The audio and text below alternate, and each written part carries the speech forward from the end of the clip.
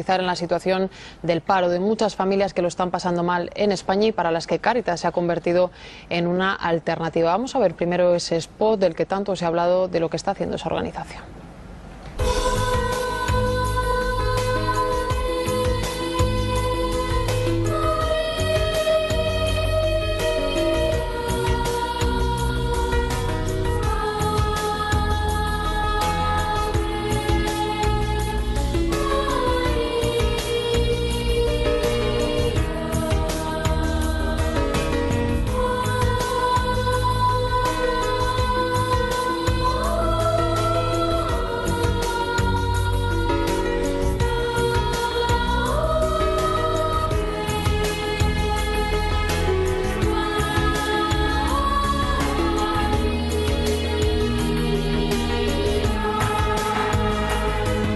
Realizado por Alejandro Toledo, que explica un poco que no está tan lejos esa realidad de la que habla Cáritas. No es la única organización, no solo vinculadas a la Iglesia, también hay otras muchas que están echando una mano en España, pero ha presentado su informe, así que le hemos pedido a Sebastián Mora que nos acompañe hoy aquí. Muy buenos días, Sebastián. Muy buenos días.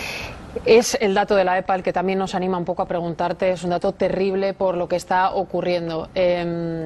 No sé, ¿cuál es la alternativa que tiene con Cáritas la gente ahora mismo? Yo diría que la alternativa de Cáritas es generar algún itinerario, generar alguna razón para la esperanza, generar algún hecho significativo, porque no cabe duda que desde Cáritas solo podemos poner semillas en un mundo que es tan intenso, tan extenso, que es el de la pobreza de las personas. Cáritas siempre es una puerta abierta a la acogida, al acompañamiento, aunque somos conscientes que no podemos solucionar todos los problemas. Han recurrido a la organización 30.000 ciudadanos españoles en el año pasado, un año muy duro también de la crisis, no sabemos lo que nos espera pero ya tenéis datos oficiales, incluso de gente a la que le habéis podido buscar trabajo. Cuéntanos, ¿cómo es ese informe? Sí, dentro del programa de empleo, que es el informe que hemos presentado el año pasado, atendimos a 80.000 personas, de los cuales 30.000 eran autóctonos, casi uno de los datos relevantes, el incremento de personas acercándose al 40% que eran autóctonos, cuando hacía 3 años el 80% eran inmigrantes. Y de esas 80.000 personas que se han acercado, hemos logrado una inserción laboral de 13.000 personas. Y creo que en un contexto tal como hoy el que estamos viviendo, el conseguir que haya 13.000 personas que tengan un empleo, que tengan una razón para seguir viviendo con una mínima dignidad, es para estar contentos, pero también estas noticias siempre son agridulces, ¿no? Porque estamos contentos con lo que hacemos, pero tristes y agobiados incluso con la situación que estamos viviendo. Estamos hablando de la protección social que tiene España respecto a otros países y en una situación tan delicada como se está viviendo en este país. Cáritas ha sido muy dura con los recortes que se están llevando a cabo en sanidad y en educación, especialmente en lo que se refiere a la sanidad. ¿Qué pensáis que puede ocurrir? ¿Cuáles pueden ser las consecuencias? Vosotros que tenéis mucho más contacto directo con esa parte, ¿no? Yo diría, así en síntesis, que hay 3 consecuencias o 3 niveles de consecuencia. Una, desde la pura ética de la hospitalidad, ¿no? Y yo creo que no podemos perderlo de vista. Las personas tienen dignidad y no precio. Y para nosotros como cristianos, especialmente las personas más débiles son las que manifiestan la especial dignidad como hijos y hijas de Dios. El segundo nivel es el nivel de incidencia en la exclusión. Está claro que un indicador claro de caída en la exclusión, el indicador de salud, y va a significar que personas con una gran exclusión ya aumenten una exclusión que va a ser mucho más severa. Y en tercer lugar, yo creo que tiene que ver con la eficacia o la eficiencia de esas medidas. Si lo que se quiere abordar es un abuso del turismo sanitario, abórdese el abuso, pero no se aborde desde un derecho sanitario que además es mínimo, con retóricas que creemos que tampoco son verdad. Los inmigrantes no utilizan más que los españoles los recursos sanitarios, lo utilizan menos la atención primaria, los inmigrantes es una población en España joven, con lo cual, bueno, pues está menos enferma que la española, y yo creo que hay que poner el punto donde está, sabiendo que estamos en un momento delicado. Siempre hemos dicho que tenemos que hacer sacrificio y que tendremos que hacer austeridad, pero ¿desde dónde, para qué y con quién? Por razones de ética, por razones de dignidad y también económicas, pero Cáritas plantea que podemos estar cerca de que se cree un sistema alternativo también para atender a esta gente que en un momento dado pueden necesitarlo y no van a tener dónde acudir. Eso ya es inevitable. No sé muy bien cómo veis que va a evolucionar en el próximo año con esas nuevas medidas este país. Bueno, yo creo que en general, porque no es solo con la inmigración, en general nos podemos encontrar que con una erosión de los sistemas públicos de protección social se empiece a dar una red de lo que hace 20 años o 25 años llamábamos la beneficencia, ¿no? Que era una red paralela a la protección social pública. A nosotros nos parece que no es integrador, nos parece que lo más normal es que todas las personas tengan derecho a las mismas prestaciones y no una red paralela por el hecho de ser inmigrante o por el hecho de ser pobre, porque tenemos que ser muy claros, el 67% de las personas que acuden a Cáritas vienen derivadas por los servicios municipales y de esas solo el 50% son inmigrantes. Así que no estamos hablando de que solo los inmigrantes están en una red de beneficencia, no, hay muchos españoles y lo que estamos creando es, no solo desde las sanidades, sino en el amplio abanico del término, estamos creando una red de beneficencia y nosotros entendemos desde la doctrina social de la Iglesia que no podemos dar por caridad lo que pertenece por justicia. Es muy evidente lo que significa ser pobre en un país del tercer mundo y bueno, es una realidad tan diferente a lo que estamos viviendo aquí, pero sí que se habla de pobreza en España y tenéis datos que avalan el perfil de la pobreza en España. ¿Cómo podríamos explicárselo a la gente? Sin duda ninguna, cuando comparas podemos tener juicios que son muy complejos, ¿no? Es decir, ser pobre en Madrid es distinto que ser pobre en Mozambique, sin duda ninguna, ¿no?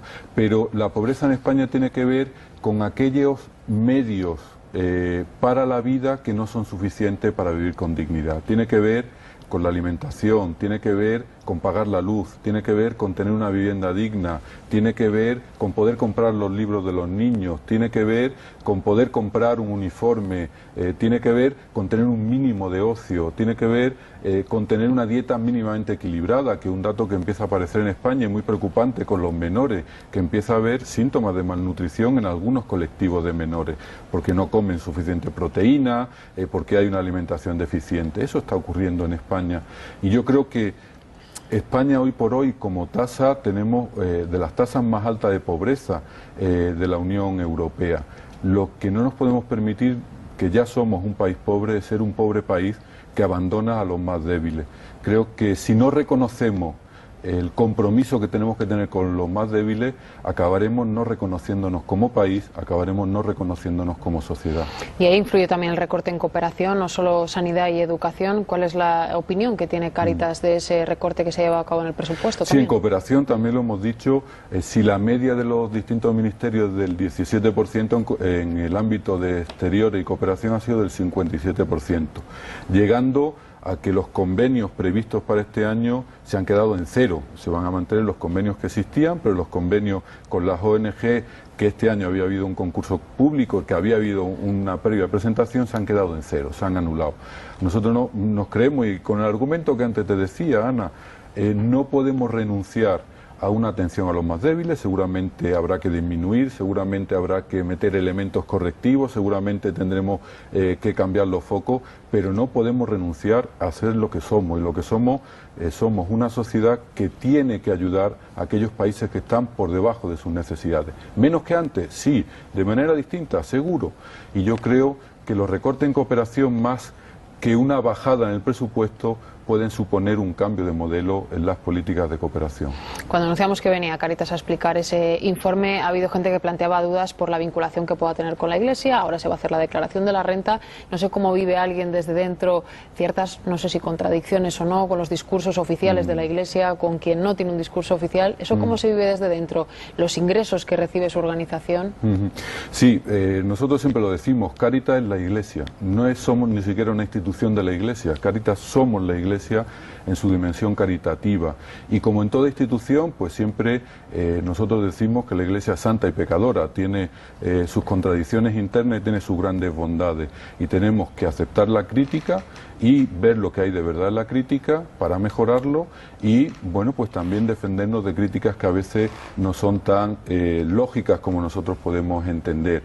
Y con respecto a la declaración de Hacienda, Cáritas lo que hace es promover la campaña de la doble cruz, la de fines de interés social y la de ayuda a la Iglesia, porque entendemos que siendo Iglesia lo que no queremos es fomentar el que lo social quede al margen. Nosotros somos también sociedad, somos Iglesia y por eso proclamamos o defendemos la doble cruz. Y eso supongo que nace también no solo de una posición personal, sino de la vinculación que tienen con organizaciones que no son Iglesia y que también están haciendo mucho en este país por la gente que lo necesita. Esa vinculación yo sé que existe también. Sí, de hecho, hace muy poco tiempo hemos generado la plataforma del tercer sector, que es una plataforma donde las grandes organizaciones de lo social nos hemos unido, Cáritas, Cruz Roja, ONCE, la plataforma, es decir, las grandes plataformas, representamos a 500.000 voluntarios, atendemos a 9 millones de personas en esa gran plataforma del tercer sector. Por eso que te decía, somos sociedad y no renunciamos a articular una sociedad que necesita mucho más que nunca una sociedad civil articulada, que sea apoyo y sea colchón ante la pobreza y la vulnerabilidad. Discurso duro de Sebastián frente a los recortes, a la realidad que hay y que se presenta en España, pero una frase que me gusta. Nos pueden robar muchas cosas, pero no nos pueden robar la esperanza. En un día como hoy, con datos negativos, especialmente para muchas familias, 1.700.000 personas con los 2 miembros en paro, ¿cómo evitar que nos roben la esperanza? Luchando, uniéndonos, construyendo pequeñas semillas, construyendo pequeños fueguitos donde veamos que es posible, a pesar de los pesares, salir adelante. Y recordando una frase que a mí me gusta mucho de Max Weber, un sociólogo, que era un sociólogo muy realista, que dijo: lo que hoy es real, siempre dijo alguien que era imposible. Pues ya no hay más que añadir a eso. Le agradecemos mucho, como siempre, a Sebastián Mora. Nos gusta escuchar todas las opiniones, Médicos Sin Fronteras, UNICEF, también a Cáritas, por supuesto, y agradecer el trabajo que están haciendo. Muchísimas gracias, Sebastián. A ti. Esperamos más adelante para hablar también de este informe.